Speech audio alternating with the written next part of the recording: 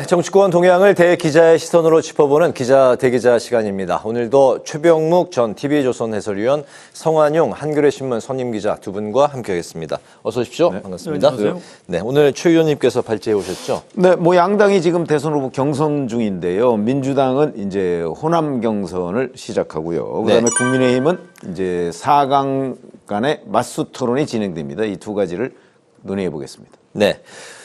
오늘 한덕수 권한대행이 국회에서 추경안 시정연설을 했습니다. 민주당이 추경 증액을 요구하면서 이제 공세에 나섰고 국민의힘은 협조를 촉구했습니다. 연설 직후에 관심을 모았던 장면이 있는데 바로 우원식 국회의장이 헌법재판관 지명 등에 대해서 한덕수 대행에게 할 일과 하지 말 일을 잘 구별하라 이렇게 작심 발언을 했습니다. 한덕수 대행의 연설과 그동안의 행보, 최근의 행보 좀 어떻게 일주일 동안 좀 바라보셨는지 성 의원님 말씀부터 들어볼까요? 네, 일단 오늘 시정연설 내용 굉장히 좋았고요. 네.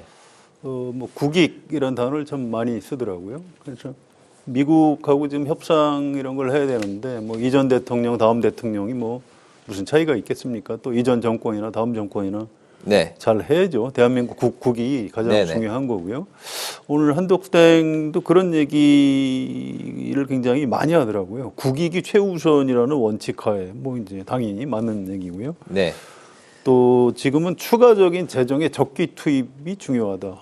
이것도 맞는 얘기입니다. 이건 과거 기준으로 여야 관계없이 다 동의하는 얘기고요. 또 저는 이제 오늘 좀 눈에 굉장히 뜨인 게 네.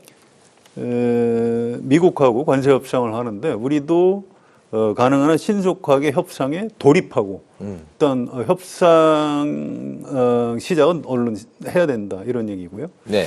근데 그 다음에 충분한 협의 시간을 확보해서 유예 기간 내에 국익을 극대화해야 한다. 이게 굉장히 중요한 얘기입니다. 그러니까 시작은 빨리 해야 되지만 지금 미국에서 유예 기간을 90일인 거 했죠. 네네. 그래서 그 사이에 우리가 미국하고 협의할 수 있는 충분한 시간을 확보해서 해야 된다. 이 얘기는 다음에 대통령 되는 분이 나를 이어받아서 이 국익을 위해서 미국하고 협상을 잘 이어나가야 된다. 이런 중요한 메시지를 담고 있다고 봅니다. 그래서 이 어떤 뭐라고 그럴까요? 이 대통령 권한대행으로서 국익을 위해서 지금 국정을 열심히 챙기는 한덕수 권한대행의 어떤 진정성 이런 게 좀 돋보이는 연설이 아니었나 이렇게 생각을 합니다. 네, 알겠습니다. 국익을 위해서 했던 시정연설 상당히 돋보이는 연설이었다. 아니, 그러니까 그 추가 경정 예산안의 내용을 보면요. 네. 내용이야 지금 필요성이나 이런 부분 여야가 아니고 이제 민주당이나 국민의힘 다 공감하는 부분 아닙니까? 근데 이제 민주당 쪽에서는 한덕수 대행의 그 대선 출마 문제를 가지고 이걸 자꾸 한덕수 개인의 어떤 그 출마 여부로 자꾸 들여다보고 있으니까 심지어는 이 추경안에 대해서도 곱지 않은 시선으로 보는 것들이 있는 것 같아요. 그래서 그런 부분은 사실 적절한 대응 태도는 제가 아니라고 보고요. 원래 이게 국회 추경이고. 추경안 시정연설은 누가 담당을 했습니까? 아니, 시정연설은 원래는 대통령이 하는 거고요. 네. 그 다음에 이제 대통령이 보통의 경우, 과거의 경우에는 대통령이 안 하고 총리가 이제 대독을 하는 경우가 많습니다. 대통령이나 총리가 기존에 해왔다. 그렇죠. 네. 그래서 그래서 대독 총리라는 얘기가 옛날에 나왔던 거거든요. 그거 이제 대신 읽는다 이런 의미인데, 자 그러니까 그거는 문제가 없습니다. 지금 대통령 권한대행이 하기 때문에 권한대행 국무총리잖아요. 그러니까 대통령 권한대행으로서도 할 수 있고 국무총리도 할 수 있는 겁니다. 그리고 내용상 지금 추경의 필요성이나 이런 게 잘 설명이 돼 있고, 지금 말씀하신 대로 국가 이익을 위해서 대미 관세 협상, 이게 가장 중요한 거 아니겠어요? 그런 부분에 대한 필요성이나 시점 이런 것도 제대로 짚은 것 같고. 그런데 문제는 이제 민주당이 이 부분과 그 한덕수 대행의 대선 출마 문제를 이렇게 묶어서 이제 정치적 공세를 벌이는 바람에 약간 좀 시끄러웠던 것 아닌가. 그래서 그거와 좀 별개로 뗐으면 아주 모양이 좀 좋았을 법했다. 저는 이런 생각이 듭니다. 네, 관련해서 덧붙일 말씀 없으시면 다음 이슈 넘어갈까요? 네. 양당의 이제 경선이 한창 진행 중인데 조금 전에는 국민의힘 대선 경선 후보들이 맞수 토론을 진행했습니다. 오늘은 김문수 후보가 한동훈 후보를, 또 안철수 후보가 김문수 후보를 상대로 주도권 토론을 이어갔는데 이 부분 어떻게 보셨는지 역시 성 의원님 말씀부터 들어볼까요? 예, 뭐 이렇게 뜨겁게 토론을 한 건 아닌 것 같습니다. 네. 예의를 갖춰가면서 점잖게 했고요. 오히려 좀 뭐라고 그럴까요? 흥행에는 뭐 별로 좀 도움이 좀 안 된 것 같다. 이런 약간 제살 깎아 먹기시까지는 가지 말자 이런 좀 그 예, 기류가 그런 있는 것 같아요. 공감이 있었던 것 같아요. 네네. 그 처음에 1차 경선 때 좀 너무 약간 좀 수준이 낮은 공방을 주고받았다가 여기저기서 좀 혼난 그 후유증을 좀 겪고 있는 것 같습니다. 아무튼 뭐 이 점잖은 태도도 중요하거든요. 네. 정치 지도자들한테. 그래서 오늘 그런 태도는 굉장히 좀 좋았던 것 같고요. 이제 문제는 이제 앞으로 이게 당원 50%, 여론조사 50% 이렇게 되기 때문에 이게 어떻게 될 건지 이제 이런 부분이 좀 관심이긴 합니다. 그런데 좀 뭐 당원들 여론이나 당심이나 민심이나 사실은 뭐 별 차이가 안 날 것이다. 네. 이렇게 생각을 합니다. 그래서 지금 어떤 흐름, 국민의힘 당원들도 국민의힘 의원들한테 얘기를 들어보면 그 전에 이제 파면 전에는 윤석열 대통령을 지켜야 된다. 이제 이런 쪽이 확실히 강했는데 이제 파면 이후에는 그럼 다음 조기 대선이 현실화돼 있는데 이재명 전 대표 민주당을 우리 후보가 누가 돼야 이길 수 있는가 네. 이 생각들을 좀 더 많이 한다는 것 같아요. 그래서 그런 흐름 때문에 나경원 후보가 떨어지고 안철수 후보가 올라온 것 같다고 이렇게 얘기를 합니다. 그래서 네네. 지금 어쨌든 한동훈 후보는 그런 흐름을 타고 굉장히 좀 상승세를 보이고 있는 것 같습니다. 그래서 최종 국민의힘 후보까지 될 것인지 저 개인적으로 굉장히 좀 주목해서 보는 포인트입니다. 찬탄, 반탄 2대2로 나눠져 있는 상황인데 당원 투표 말씀하신 대로 50%, 국민 여론조사 50% 이제 반영을 하게 돼서 이제 2인을 또 뽑게 되는데 예상을 좀 해볼 수 있을까요? 거기에 이제 한덕수 대행의 출마까지도 같이 좀 곁들여서 말씀해 주시면 좋을 것 같습니다. 한덕수 대행 얘기는 좀 분리해서 다시 말씀드리기로 하고요. 네. 일단 이번 2차 경선에서도 과반 득표율이 나오면은 끝나거든요. 네. 그런데 지금 그럴 것 같지는 않아요. 이 3자가 세 사람이 굉장히 그 차이가 별로 나지 않는 굉장히 좀 팽팽한 접전이었던 걸로 알려지고 있습니다. 그래서 네. 이 과반을 하려면 누군가 한 사람은 이제 쭉 빠져야 되는데 지금 그런 상황은 아닌 것 같고요. 또 시간도 그렇게 여유 있게 있는 것 같지는 않습니다. 네. 그래서 지금으로서는 최종 2인 최종 결선까지 가는 것이 아닌가 뭐 이렇게 예측하는 게 맞는 것 같습니다. 네. 최종 후보를 지금 꼽기에는 좀 아직은 예, 저는 좀 예측이 자신이 어려운 없어요. 상황인데. 이게 지금 막 흐름이 움직이고 있기 때문에. 네. 다만 좀 약간 바람직하기로는 한동훈 후보는 올라가고 네. 또 이 탄핵을 반대했던 홍준표, 김문수 둘 중에 한 분이 올라가는 게 네. 이 어떤 국민의힘의 어떤 내부의 어떤 갈등이라고 할까요? 의견이 다른 거를 오히려 좀 표면화시켜서 네. 좀 건강하게 소화할 수 있는 그런 경선이 되지 않을까. 그게 좀 바람직스럽긴 한데 실제로 결과가 그렇게 될지는 잘 모르겠습니다. 네. 오늘 그 TV 토론 어떻게 보셨습니까? 글쎄, 저는 이제 뭐 다른 거는 다 비슷한데요. 네. 너무 이제 윤석열 전 대통령에 대한 탄핵에 대한 책임론, 뭐 이런 걸 가지고 공방을 벌이다 보니까 지금 국민의힘 지지층은 아까 말씀하셨듯이 이재명 후보를 어떻게 이길 것이냐 이 부분에 관해서 확신을 심어주는 후보 이런 걸 기대하고 있거든요. 네. 그런데 자기네들끼리 모여가지고 뭐 과거에 탄핵에 대해서 뭐 누가 책임이 있고 누가 어떠고 이런 것들은 네. 지금 국민의힘 지지층으로서는 별로 듣고 싶은 얘기가 아니에요. 책임 공방은 소구력이 그래서 없다. 이런 부분에 너무 치중하다 보니까 좀 이 토론의 초점이 흐려지는 측면 내지는 토론이 지지층의 기대에 미치지 못하는 측면이 있다 이렇게 생각을 하고요. 네. 결국은 지금 이 토론 또는 그 경선 주자들의 가장 큰 변수는 역시 탄핵 부분이죠. 그러니까 탄핵 찬성, 탄핵 반대. 물론 다른 변수도 많이 있습니다만은 네. 좀 단순화시키면 그런 건데 아마도 그래서 이제 탄핵 찬성 세력은 아시다시피 한동훈, 안철수, 탄핵 반대 세력은 이제 김준수, 홍준표 이렇게 돼 있단 말이죠.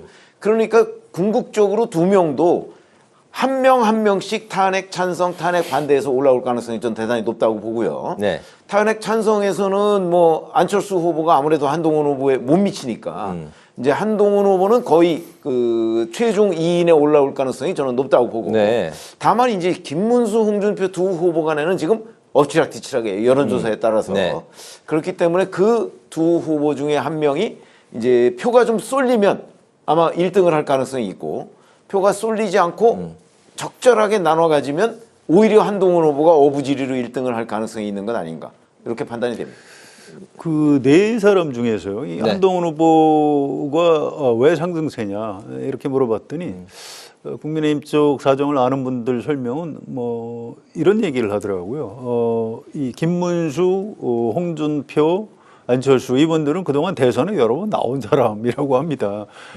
이제 한동훈 후보는 윤석열 대통령 때문에 이제 검사 출신 대통령에 대한 좀 부정적인 그런 여론이 있을 수는 있는데 어쨌든 네. 정치 신인이라는 점. 그래서 이제 사실은 작년 총선에서 참패한 다음에 전당대회를 했는데 그때 윤석열 당시 대통령하고 친윤석열 쪽에서 굉장히 어떻게든 막으려고 했거든요. 네.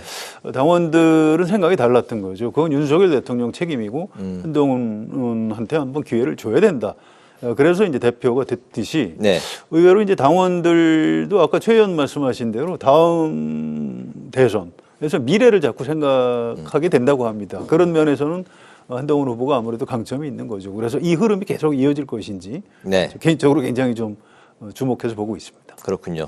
어쨌든 그 현재 상황에서는 한동훈 후보와 반탄의 2인 중에 좀 한 분이 후보로 좀 낙점될 가능성을 뭐 그 가능성이 조심스럽게 아주 보시는 높죠. 거죠. 아주 높죠. 아주 높다. 네. 알겠습니다. 이제 민주당 경선 상황으로 넘어가겠습니다. 어제 민주당은 2차 토론에서 개헌과 기본소득으로 공방을 벌였는데요. 김동연 후보가 개헌을 즉각 추진하자고 했고 이재명 후보는 이에 대해서 시급한지 의문이다 반박을 했습니다. 이어서 이제 이 후보가 기본소득을 이야기하자 김동연, 김경수 후보는 시기상조다 이렇게 맞섰습니다. 두 이슈에 대한 민주당 경선 후보들의 의견 좀 어떻게 보셨을까요?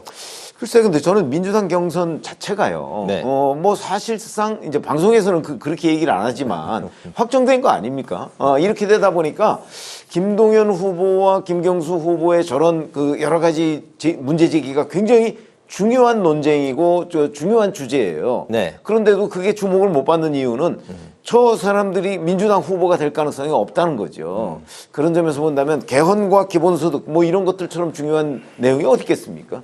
그런데도 이제 그 지금 민주당 경선이 워낙 압도적으로 뭐 사실상 거의 끝난 상태나 마찬가지이기 때문에 네. 주목을 못 받는 점이 저도 개인적으로는 좀 아쉽습니다. 이런 부분에 대한 논쟁이 네. 조금 더 활발하게 좀 진행됐으면 하는 희망인데 어차피 이번 판은 그 지금 뭐 이재명 후보 판 아닙니까 민주당은 그런 점들에 대해서 토론이 활성화되지 못하는 게 좀 아쉽다 이렇게 생각합니다. 네, 성 의원님. 제가 볼 때는 뭐 크게 뭐 각이 서지 않았고요. 뭐 네. 별 차별성도 없었던 것 같습니다. 원래 개헌이라는 쟁점 자체가 이 약자, 그러니까 도전하는 사람 입장에서는 자꾸 하자고 하는 거고요. 강자, 지키는 쪽에 있는 사람은 좀 신중하게 얘기하고 이제 본래가 좀 그런 겁니다. 그런데 민주당 2차 토론도 이제 마찬가지 그런 흐름이었고요. 네. 뭐 이재명 후보가 뭐 그렇게 서두를 필요는 있느냐 이렇게 얘기를 해놓고 또 이제 추가로 오늘 또 기자들 앞에서 약간 추가 설명을 했어요. 네. 이 개헌 이거 중요하다, 해야 한다, 이런 식으로 좀 보충 설명을 했고요. 네. 내용도 약간 더 얘기를 했습니다. 그러니까 국민이 가장 원하는 4년 중임제, 또 국무총리, 국회 추천제, 뭐 이런 것들을 해야 하고요.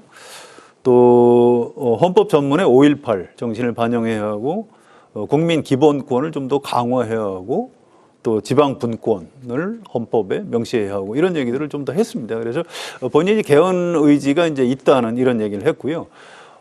각 당 대선 후보가 선출이 되면 어차피 또 개헌과 관련한 공약을 내게 돼 있거든요. 네. 그래서 그런 공약을 내서 좀 본격적으로 대선 후보 토론 과정에서 아마 얘기를 하게 될 것이다. 이 얘기까지도 오늘 이재명 후보가 추가로 설명을 했습니다. 그래서 개헌 얘기가 지금 당내 경선보다는 각 당 후보가 선출된 이후에 좀 더 본격화할 가능성이 좀 있는 것 같고요. 네. 또 이제 기본소득, 이건 약간 오해가 있는 것 같아요. 이게 제가 알기로는 이재명 후보가 기본사회라는 단어를 썼습니다. 그러니까 AI 시대에 일자리가 줄어들 것 같은데 이제 그럼 어떻게 하느냐?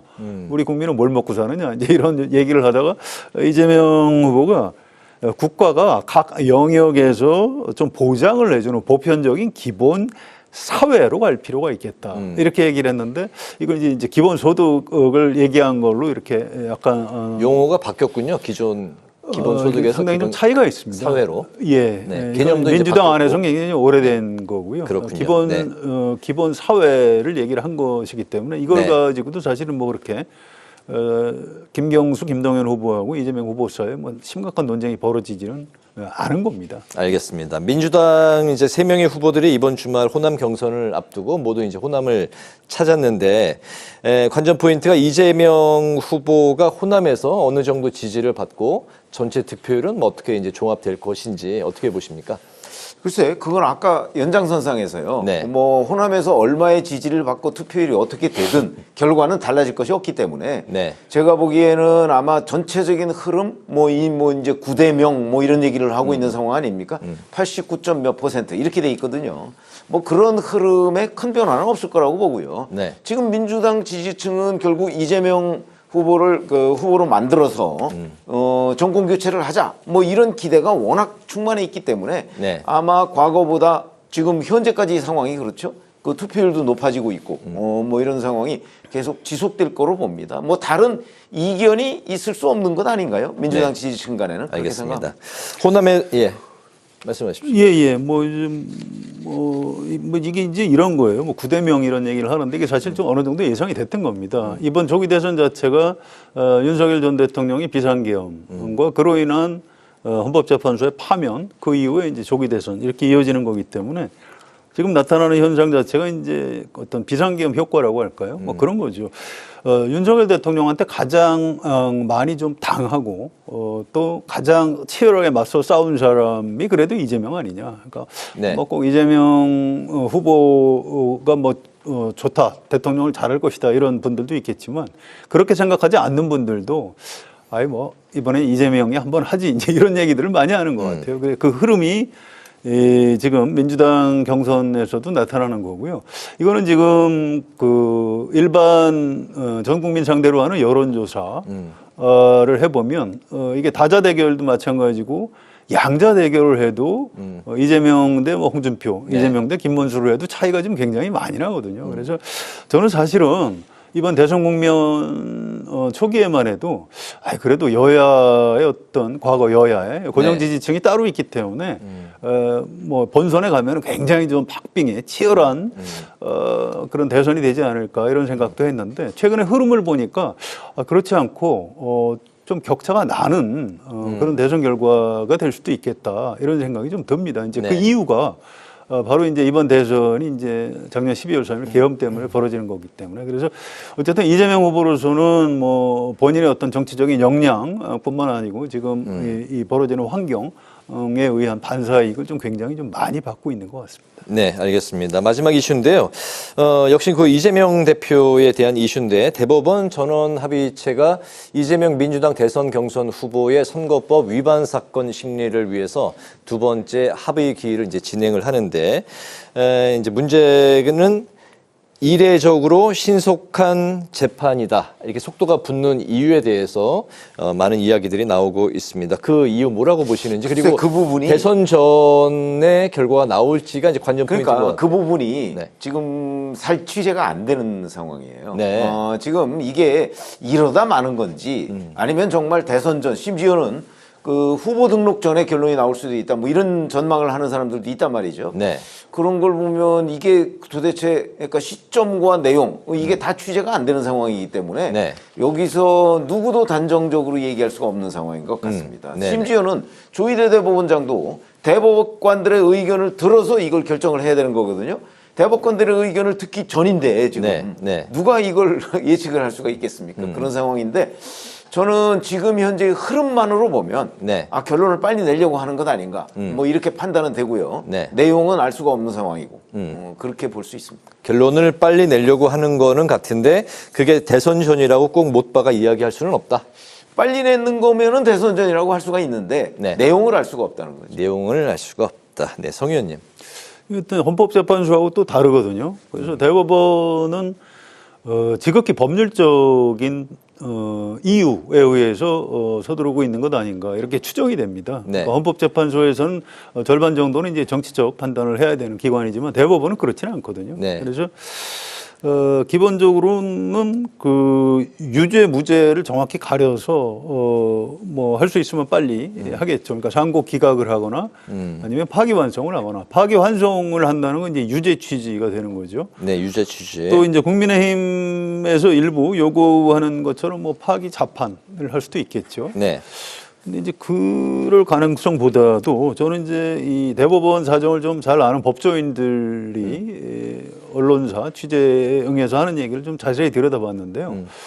이 헌법 84조 문제가 있다고 합니다. 네. 대통령의 불소추 특권이 현실적으로 이제 이 대법원이 이걸 판단을 해야 되거든요. 그래서 이거를 대법원 소부에다 맡길 문제는 아니고 일단 전원합의체로 사건을 넘겨놓고 네. 전원합의체에서 한번 판단을 해보자. 이게 역사상 전례가 없는 거기 때문에 여기서 대법원에서 어차피 판례를 만들어야 됩니다. 그러니까 쉽게 얘기해서 이재명 후보가 대통령에 당선이 되면 지금 진행 중인 재판을 어떻게 할 것인가. 이 재판을 중단하는 게 맞다. 이런 주장이 있고요. 네. 아니다. 공소 기각을 하는 게 맞다. 뭐 이런 주장이 있고 그렇습니다. 그런데 이 1차 판단을 대법원에서 전원합의체에서 하는 게 맞는 거죠. 그래서 뭐 그런 것 때문에 전원합의체로 좀 서둘러 넘긴 것 같다. 이런 분석도 전 꽤나 좀 일리가 있는 것 같고요. 네. 또 하여튼 기본적으로 대법원은 법률적 판단을 하는 기관이기 때문에 좀 믿고 신뢰를 가지고 네. 좀 기다려주는 게 맞겠다. 이렇게 생각을 합니다. 네. 헌법 84조. 헌법 84조. 84조에 대한 판단도 대법원에서 나올 수 있다는 말씀이신 1차 거죠? 판단을 어차피 법원에서 해야 되거든요. 거기에 네. 대해서 이유가 있으면 네. 헌법재판소로 이제 넘길 수는 있는 건데 그래서 알겠습니다. 그 문제를 좀 고려하는 것 같다. 이런 얘기를 전문가들이 하고 있습니다. 알겠습니다. 다음 주에도 비슷한 이야기가 또 나올 수 있을 것 같습니다. 업데이트된 이야기를 다음 주에 또 하기로 하고 오늘 마무리하겠습니다. 마무리로 두 분의 오늘 한 줄 논평 듣겠습니다. 성 의원님부터 들어보도록.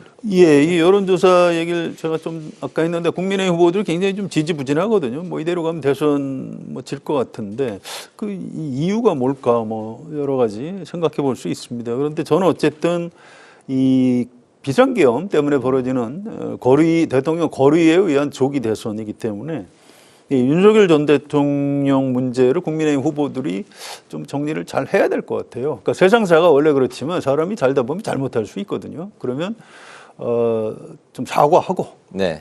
뭐 책임지는 모습을 보이고 이렇게 해야 일반 국민이 좀 이렇게 용서해주고 마음을 풀게 돼 있는데 아직은 그런 게 좀 부족한 것 같고요. 특히 너무 뭐 정치가 어쩔 수 없는 측면이 있긴 합니다만 뭐 이재명은 안 된다. 뭐 이재명은 안 된다. 모든 후보들이 다 이제 이재명은 안 된다. 네. 이 얘기만 하고 있는데 이렇게 하는 게 과연 국민의힘 대선 전략에 과연 도움이 되는 건지 좀 의문입니다. 그래서 오늘 제 한 줄 논평은 반 이재명만으로는 안 된다라고 하겠습니다. 알겠습니다. 최 의원님.